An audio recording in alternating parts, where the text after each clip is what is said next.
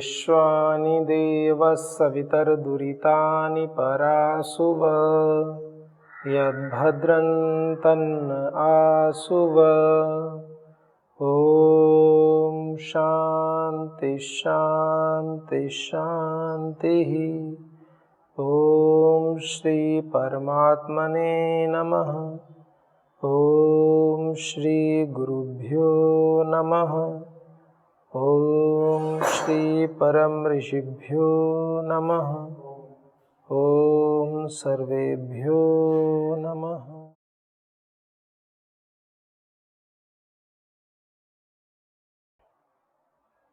वेद इस सृष्टि का संविधान,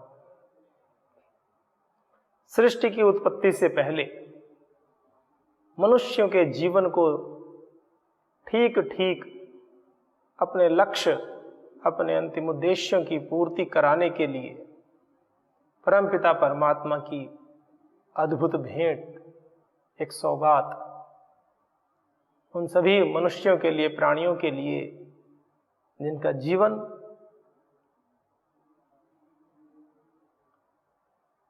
इस भूमि पर हुआ है, जो जी रहे हैं वो किस प्रकार से जिए, उनके जीवन का उद्देश्य क्या है, लक्ष्य क्या है। मनुष्य का जीवन, प्रकृति, इस सब की रचना करने के बाद परमात्मा ने मनुष्य की उत्पत्ति की और आदि ऋषियों के अंतःकरण में वेद ज्ञान को अवतरित किया। फिर बहुत काल तक श्रुति परंपरा से यह ज्ञान परंपरा आगे बढ़ती रही, फिर धीरे धीरे उसको लिपिबद्ध किया गया। ये सब ईश्वर ने मनुष्यों के कल्याण के लिए किया, क्योंकि वह सर्वगुण संपन्न है, सर्वज्ञ है। उनके ज्ञान में किसी प्रकार की कोई कमी नहीं है, न्यूनता नहीं है, किसी काल में नहीं थी, ना है, ना रहेगी। चूंकि वो कालातीत है, काल का भेद तो मनुष्य के लिए है। जो भी उत्पत्ति, स्थिति और प्रलय, इन तीनों अवस्थाओं में रहते हैं, उनकी दृष्टि से काल होते हैं। जो नित्य है, जो अमर है, जो अविनाशी हैं, जो अनादि हैं, जो अनंत हैं, उनकी दृष्टि से काल का कोई भेद नहीं होता है। तो ऐसे हम सब के अंतःकरण में विद्यमान और उस परम पिता परमात्मा में ही हम सभी विद्यमान हैं, इस उदात्त भावना से, और सत्य ही है, क्योंकि प्रत्येक कण कण का उस परम पिता परमात्मा में वास है और प्रत्येक कण कण में भी परम पिता परमात्मा का वास है। कोई स्थान ऐसा छूटा हुआ नहीं है जहां उस ईश्वर की उपस्थिति न हो,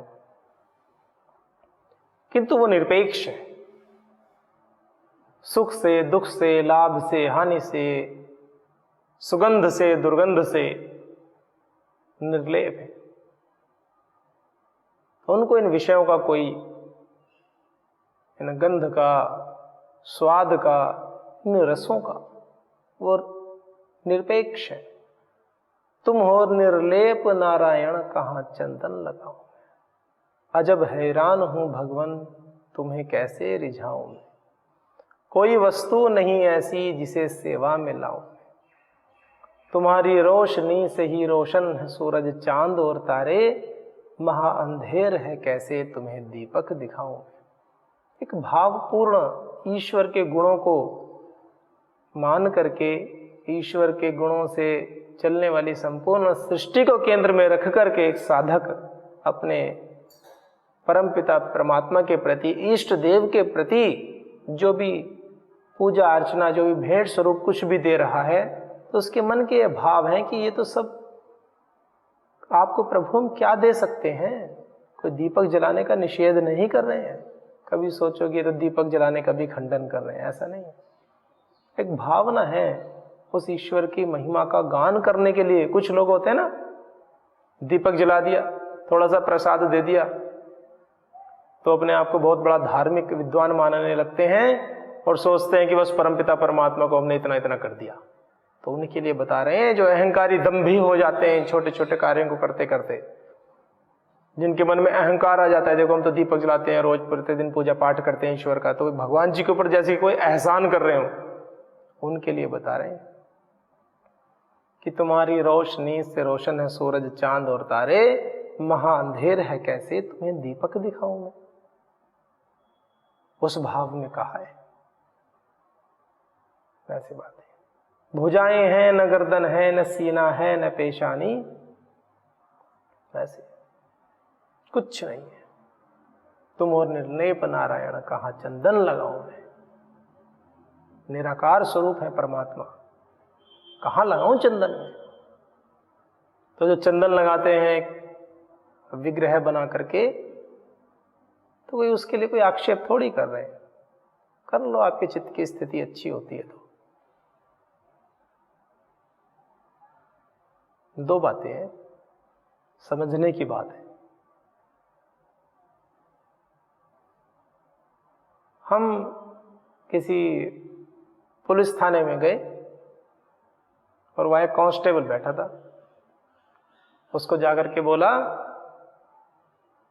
कि दरोगा जी नमस्ते। तो एक कांस्टेबल को दरोगा जी बोलेंगे तो उसको अच्छा लगेगा, वो नमस्ते लेगा, आपके काम भी करेंगे। ध्यान से समझना। पुलिस थाने में गए और वहां एक कांस्टेबल को बोला दरोगा जी नमस्ते, तो उसको अच्छा लगा। और दूसरी बात, दूसरे पुलिस थाने में गए, वहां दरोगा जी बाहर बैठे थे। उनको कहा अरे हवलदार साहब ठीक हो। अब आप बताओ, मैं साधारण मनुष्यों की बात कह रहा हूं। एक सामान्य सिपाही को, कांस्टेबल को जब हम कहते हैं दरोगा जी, उसको अच्छा लगता है। और जब दरोगा जी को हवलदार कह देते हैं, कांस्टेबल कह देते हैं, तो उनको अच्छा नहीं लगता है। लोक में भी हम देखते हैं, डीएम साहब को कह दें इंस्पेक्टर साहब और इंस्पेक्टर साहब को कह दें डीएम साहब, तो इंस्पेक्टर साहब को डीएम साहब कहेंगे तो अच्छा लगेगा, लेकिन डीएम साहब को अगर इंस्पेक्टर साहब कहेंगे उनको बुरा लगेगा। हम सभी उन्नति चाहते हैं। अर्थात क्या है, बड़ी उपमा को, जो बड़ी उपमा है उसको छोटे में हम उपाधि से युक्त कर सकते हैं, छोटी उपमा को बड़ी उपाधि में युक्त नहीं कर सकते। ये सोचने की बात है। हमने एक मूर्ति बनाई, एक साक्षात भगवान जी का विग्रह बनाया, उसमें भगवान जी को आविवेश करके उसके अंदर भगवान जी की भावना कर ली, वो ठीक है, कर सकते हैं। बात समझिएगा। दरोगा जी को हम डीएम साहब कह रहे हैं तब तो बात चल जाएगी, लेकिन डीएम साहब को दरोगा जी कह रहे हैं तो बात नहीं चलेगी। बस ये समझने की बात है, जब हम वो विग्रह बनाते हैं उसमें परमपिता परमात्मा को, इष्ट देव को अपने आराध्य मान करके हम कार्य कर रहे हैं। अन्यत्र भी वो उपलब्ध है, वहां पर भी उपलब्ध है, पर हमने अपने मन की, चित्त की स्थिति को एकाग्र करने के लिए यदि कोई विशेष स्थान में ऐसा कुछ किया है और ईश्वर के उसमें दर्शन कर रहे हैं, ऐसा हमने अपने मन को, चित्त को शुद्ध करने के लिए ऐसी कुछ भावना बनाई है, तो वहां तक तो ठीक है। लेकिन हम उसी ही जो विग्रह बनाया है उसको ही भगवान मानने लगे, ये बात थोड़ी सी गड़बड़ है। कुछ आ रही है समझ में? हमने जो साक्षात विग्रह बनाए हैं भगवान स्वरूप में, भगवान जी को उसमें हम देख रहे हैं, अन्यत्र भी हम देख रहे हैं। प्रकृति में इतना सब कुछ बनाया हुआ है परमपिता परमात्मा ने, उनको भी अनुभव करते हैं और साक्षात उसमें भी हम अनुभव कर रहे हैं कि हाँ ईश्वर भगवान जी हैं, और हम बड़े शुद्ध भाव से देख रहे हैं। भगवान जी को हम उसमें अवतरित करके देख रहे हैं तो अच्छी बात है, और केवल उसमें ही भगवान जी हैं। बात समझिएगा। केवल वो जो एक मूर्ति, एक पिंड रूप में बना रखा है, उसको ही भगवान मान लिया। अर्थात एक दरोगा जी को ही डीएम मान लिया। अर्थात डीएम साहब को दरोगा जी बना दिया और दरोगा जी को डीएम साहब बना दिया, तो इन दोनों जो भेद में जो अंतर होता है वो अंतर वहां आ जाता है।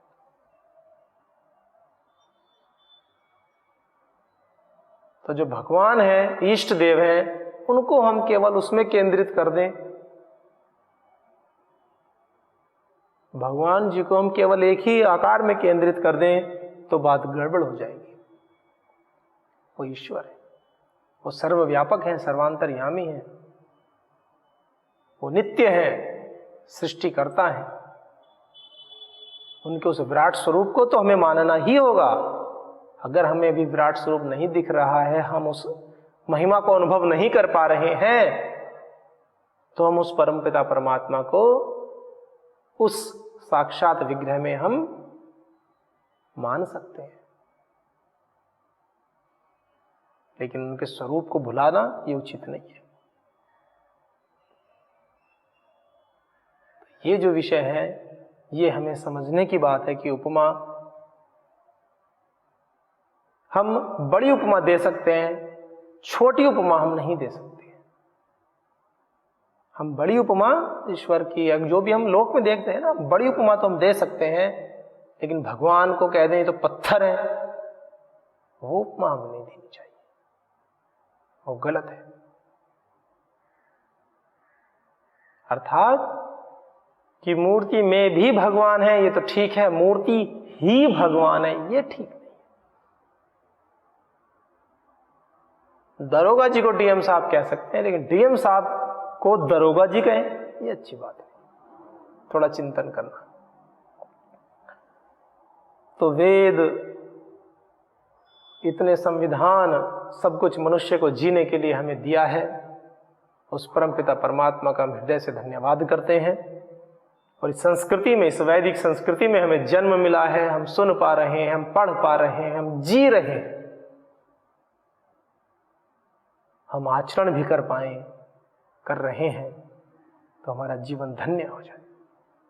अंत में जो फल मिलेगा वो तो शुभ ही होगा। कर्मण्येवाधिकारस्ते मा फलेषु कदाचन। ठीक है, कर्म की अपेक्षा नहीं करनी, लेकिन अवश्यमेव भोक्तव्यम कृतम कर्म शुभाशुभम, ये भी तो शास्त्र कहते हैं।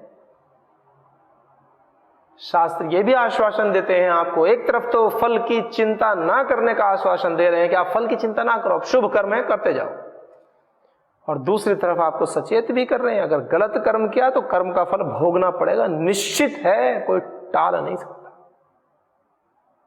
दोनों तरफ से बांध देते हैं, गाड़ी सीधी पटरी पे चले। ऐसे फल की आसक्ति ना हो, इस दृष्टिकोण से पहली बात कही, ताकि योग युक्त होकर के अपना कर्तव्य कर्म मान करके आप कर्म करें। पथ पे चाहे आपको फूल मिले चाहे पत्थर मिले, आप केवल कर्म करते जाएं, अंत तो गत्वा उसका फल शुभ ही होगा, क्योंकि जैसा आपने कर्म किया उसका फल शुभ ही होगा। तात्कालिक परिणाम कभी कभी होता है, आप बहुत अच्छा कर रहे हो और जो व्यक्ति गलत कर रहे हैं उनको लगेगा। एक चोर है, चोरी करने आया, अब एक व्यक्ति है, उसने देख लिया, उसने शोर मचा दिया। जिसके घर में चोरी होनी थी उसके लिए तो अच्छा है ना, और चोर के लिए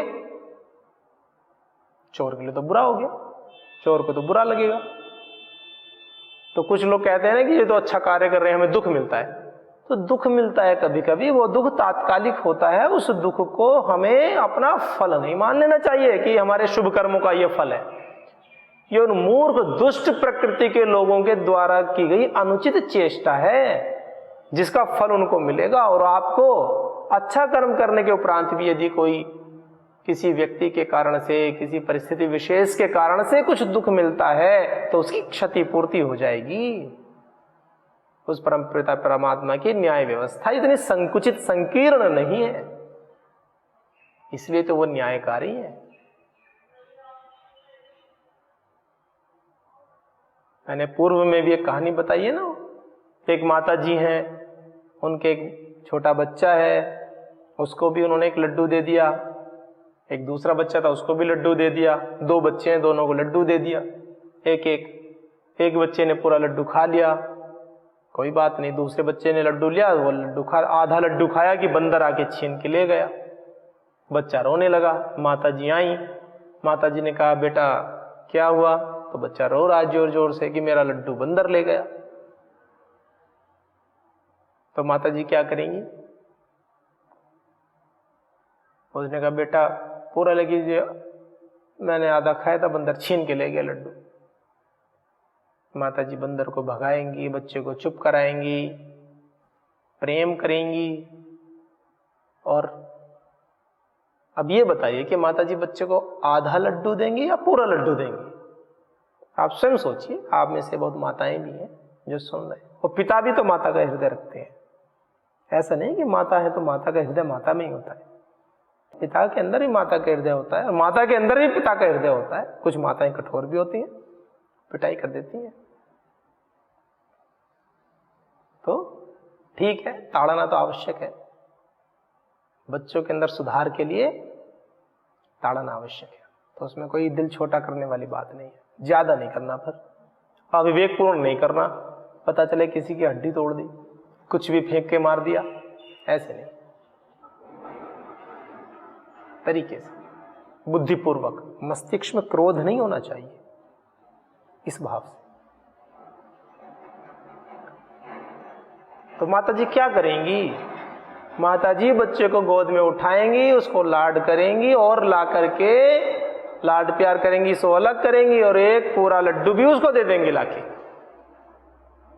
अब आप कहेंगे ये तो न्याय नहीं हुआ। न्यायपूर्ण दृष्टिकोण तो ऐसा है कि आधा लड्डू बंदर ने छीना था, आधा तो बच्चे ने खाया था। तो न्याय तो ये कहता है जब दूसरे बच्चे को एक लड्डू दिया तो उसको भी फिर आधा लड्डू दे। रसोई घर में जाए, वहां से उस लड्डू को आधा काटें और आधा लड्डू दें उसको कि बेटा आधा ही तो लेकर गया, आधा तो आपने खा लिया था, आधा ले लो। ऐसा नहीं होता, ऐसा नहीं होता। लड्डू तो पूरा ही मिलता है, और प्रेम भी अलग से मिलता है। तो जब एक माँ, एक साधारण रूप से एक माता भी तो अपने बच्चे को क्षतिपूर्ति के रूप में, देखिए उसको इनाम भी मिल रहा है, प्रेम भी मिल रहा है, माँ का लड्डू भी पूरा मिल गया अलग से। तो वो परम पिता, परमात्मा, परम आत्मा, परम माँ, परम पिता जो है, क्या वो आपको प्रेम नहीं करते? क्या वो आपकी क्षतिपूर्ति नहीं करेंगे? ऐसा प्रचंड विश्वास हमें होना चाहिए उस परम पिता परमात्मा की न्याय व्यवस्था के ऊपर, उसकी करुणा, उसकी प्रेम, उसकी दया के ऊपर। वो अपने भक्तों पर असीम कृपा करते हैं, अनंत गुना फल देते हैं, बुरे कर्म का भी देते हैं। अच्छे कर्म करेंगे तो अच्छा फल मिलेगा, और बुरे कर्म करेंगे तो बुरा फल भी मिलेगा, निश्चित मिलेगा। कोई ताकत नहीं है जो उसको काट सके। आप प्रायश्चित कर सकते हैं, आप संकल्प ले सकते हैं कि हम आगे से वो कर्म ना करेंगे, लेकिन जो कर चुके हो उसका फल ना मिले, हो ही नहीं सकता, असंभव। फिर आप कहेंगे प्रायश्चित करने का क्या लाभ? लाभ है ना, लाभ है। उस तरह की परिस्थिति भविष्य में यदि कभी बनती है तो आपके वो संस्कार उत्पन्न नहीं होंगे, और आप उन कर्मों को पुनः करने से बच जाएंगे। ये फल है। ये कम फल है क्या? ये बहुत बड़ा फल है। ये तो अनंत जन्म है, तो एक श्रृंखला है पूरी, चलती जाएगी। वो आलंबन, वो परिस्थितियां जब जब आपके सामने आएंगी, आप उस तरह के कर्मों को करेंगे, करते चले जाएंगे स्वभाव के निमित्त। जब तक उस संस्कारों की चैन को आप तोड़ोगे नहीं, उन विचारों के अतिक्रमण को नष्ट नहीं करोगे, वो श्रृंखला टूटेगी ही नहीं। जब तक आप प्रायश्चित नहीं करोगे, एक प्रबल संकल्प नहीं लोगे, आप प्रचंड पुरुषार्थ नहीं करोगे उन संस्कारों को दग्ध बीज करने के लिए, उन विकारों को नष्ट करने के लिए, जड़ से उखाड़ फेंकने के लिए, तब तक वो अनुकूल निमित्त पा करके अपना कार्य करते रहेंगे, और आपको बार बार बार बार पटकते रहेंगे, बार बार। पूर्ण पुरुषार्थ करें, पूर्ण पुरुषार्थ करें। और जब सब कुछ करने के पश्चात भी आपको लगे कि मुझे जैसा मैं चाहता था वैसा फल नहीं मिल पा रहा है, तो पुरुषार्थ करने के पश्चात करें प्रार्थना। पुरुषार्थ पूर्वक की गई प्रार्थना सफल होती है, बिना पुरुषार्थ की गई प्रार्थना केवल शब्द मात्र होती है। आप कहेंगे ये क्या बात कह दी, ऐसा है। कोई छात्र कक्षा में हो और आप पढ़ा रहे हैं और पढ़ता ना हो, कोई छात्र मेहनत ना करे, पढ़ाई ना करे, याद ना करे, दिनचर्या ना करे और आपके प्रति बड़ा कृतज्ञ भाव रखे कि गुरुजी याद नहीं हो रहा है, गुरुजी पास कर दो, गुरुजी ऐसा कर दो, गुरुजी वैसा कर दो, तो आपको उसके प्रति प्रेम उत्पन्न होगा? बताइए, आपको उसके प्रति क्या उत्पन्न होगा? क्या उसके प्रति सहानुभूति उत्पन्न होगी? जबकि आपको यह भी पता है पढ़ता नहीं है, कोई बात नहीं मानता है, बस परीक्षा आई और हाथ जोड़ के खड़ा हो जाता है, जी मुझे पास कर दो, ऐसे कर दो। तो हमें भी पता है कि वो उसका कृत्रिम व्यवहार है, वो बनावटी व्यवहार है, उसमें सच्चाई नहीं है, ईमानदारी नहीं है, प्रामाणिकता नहीं है उस व्यवहार में। तो जब एक साधारण व्यक्ति भी उस व्यवहार से प्रसन्न नहीं हो सकता है, तो फिर भगवान जी क्यों होंगे? भगवान जी क्यों होंगे? उनको नहीं पता क्या कि इसके मन में क्या है, कि पुरुषार्थ क्या नहीं है, कुछ क्या नहीं है और आ गया कि जी पास। पुरुषार्थ भी पूरा किया है और ईश्वर के प्रति आस्तिक भाव भी है कि हे पिता, हमने जितना करना था हमने अपने से पूर्ण किया है और आप हमारे ऊपर दया करना, कृपा करना, जितना हमने ज्ञान अर्जित किया है हम उसका सदुपयोग कर पाए। ये भी तो ईश्वर की कृपा है। ज्ञान तो पूरा है लेकिन समय आने पर सदुपयोग नहीं कर पाए, तो ईश्वर से प्रार्थना करनी चाहिए कि जितना ज्ञान हमें है हम उसका ठीक ठीक सदुपयोग भी कर पाए। ये गुरु कृपा, ईश्वर कृपा के बिना संभव है, माता पिता की कृपा के बिना संभव है। माता पिता भी गुरु ही हैं। तो क्या सब माता पिता गुरु हैं? जो विवेकपूर्ण माता पिता हैं वो गुरु हैं? थोड़े कठोर है। जो माता पिता विवेकपूर्ण हैं वो तो गुरु की श्रेणी में है, आचार्यों की श्रेणी में है, और जो माता पिता विवेकपूर्ण नहीं है वो तो क्या वो गुरु आचार्य की श्रेणी में नहीं है? हाँ, नहीं है, वो नहीं है, वो धर्मात्मा कोटि में आ जाएंगे। माता पिता हैं, बच्चों की सेवा करते हैं, बचपन से पालते पोसते हैं उनको, तो अच्छे सज्जन के रूप में धर्मात्मा कोटि में है, और उस अंश में आचार्य की कोटि में है कि बच्चों को चलना सिखाते हैं, बोलना सिखाते हैं, सामान्य व्यवहार सिखाते हैं। लेकिन यदि जीवन के मूलभूत तत्वों को नहीं सिखा पा रहे हैं तो विद्वान की कोटि में तो नहीं आएंगे। ये तो मैं क्षमा चाहता हूं। यदि जीवन के मूल्यों की ओर उनको अग्रसरित नहीं कर रहे हैं तो विद्वान की कोटि में तो नहीं, सामान्य है, धर्मात्मा रूप में रहेंगे, है, होते ही हैं।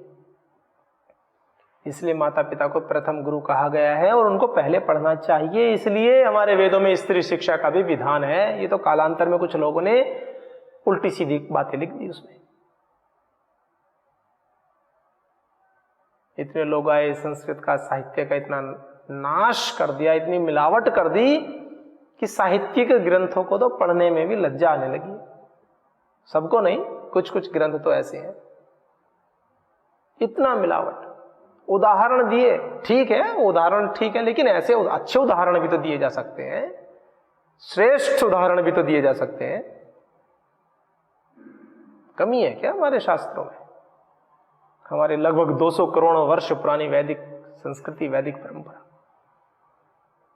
क्या इतनी कमजोर परंपरा है? ऐसा नहीं, वो तो विराट हृदय वाली परंपरा है, सभी का समावेश करने वाली परंपरा है, सभी शुभ विषयों का समावेश करने वाली परंपरा है। तो इस प्रकार से इस सृष्टि क्रम में पूरी सृष्टि की उत्पत्ति, वैदिक संस्कृति कैसे किस प्रकार से आगे बढ़ती है, हम ये सब देख रहे हैं। हम देख रहे हैं कि इस प्रकार से उस परमपिता परमात्मा ने कैसे मनुष्यों को ये जीवन दिया और किस प्रकार से व्यष्टि रूप में और समष्टि रूप में उसका वास है। हमने देखा किस प्रकार से प्रज्ञान के ही ये सब रूप हैं, प्रज्ञान, आज्ञान, विज्ञानम, स्मृति, धृति, मनीषा, ज्योति ही क्रतु। तो आज क्रतु, क्रतु कहते हैं अध्यवसाय को। अध्यवसाय करना, निश्चय करना, निश्चित जो ज्ञान होता है उसको क्रतु कहते हैं। ये भी गुण है हमारा, ये भी प्रज्ञान का ही एक रूप है। बुद्धि अध्यवसाय करने वाली है, निश्चय करने वाली है। निश्चय, कितना बड़ा शब्द है निश्चय। ऐसे ही बोल देते निश्चय कर लिया हमने। निश्चय तो होने के पश्चात में विकल्प नहीं होता है। हमने निश्चय कर लिया हमें इस आध्यात्मिक पथ पर चलना है, चाहे हम गृहस्थ बनकर चले, चाहे सन्यासी बनकर चले, चाहे वानप्रस्थ में चले, चाहे ब्रह्मचारी होकर के चले, चाहे जिस भी विधा में हम हो, हम आध्यात्मिक जीवन को जी सकते हैं। ये हम अगर निश्चय कर लें, अपने जीवन से विकारों को समाप्त कर दें, अपने जीवन से जो भी स्खलन करने वाले विषय हैं उनको नष्ट कर दें, इसका हम निश्चय कर लें, तो हमारे जीवन में जहां हम हैं वहीं से प्रगति आरंभ हो सकती है। करें तो निश्चय। तो ऐसा गुण हमें दिया है परमात्मा ने, हम कर सकते हैं, ये बता रहे शास्त्र। क्रतु निश्चय अध्यवसाय। असुह,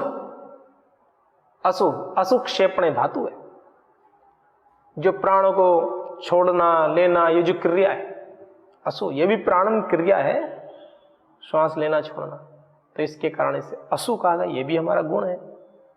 तो इस प्रकार से भिन्न भिन्न गुणों के विषय में वर्णन है, पढ़ेंगे इसको। ये शास्त्र जो है हमें हमारे जीवन से मिला देते हैं, एक आनंद प्रदान करते हैं। हम मनुष्य क्यों हैं, क्या उद्देश्य है, हम सभी कार्यों को करें। कोई एयरफोर्स में है तो उसके कार्यों को करे, कोई आर्मी में है तो उसके कार्य को करे, कोई पुलिस में है उसके कार्य को करे, नभ जल वायु जो जिस कार्य में है, सेना में है, पुलिस में है, कॉर्पोरेट वर्ल्ड में है, करें ना कार्यों को, मना किसने किया है। आध्यात्मिक जीवन हम सभी कार्यों को करते हुए जी सकते हैं, ये सार है। हम सभी के जीवन में आध्यात्मिक मूल्यों का आविर्भाव हो, प्रादुर्भाव हो, उन्नति हो। हम अपने समस्त कार्यों को करते हुए, अपने कर्तव्य कर्मों का निर्वाह करते हुए इस जीवन के परम लक्ष्य को पाएं। इन्हीं शुभ भावों, शुभ कामनाओं के साथ आज के संग को विराम देते हैं। ओम शांति शांति शांति। ओम सर्वेभ्यो नमः।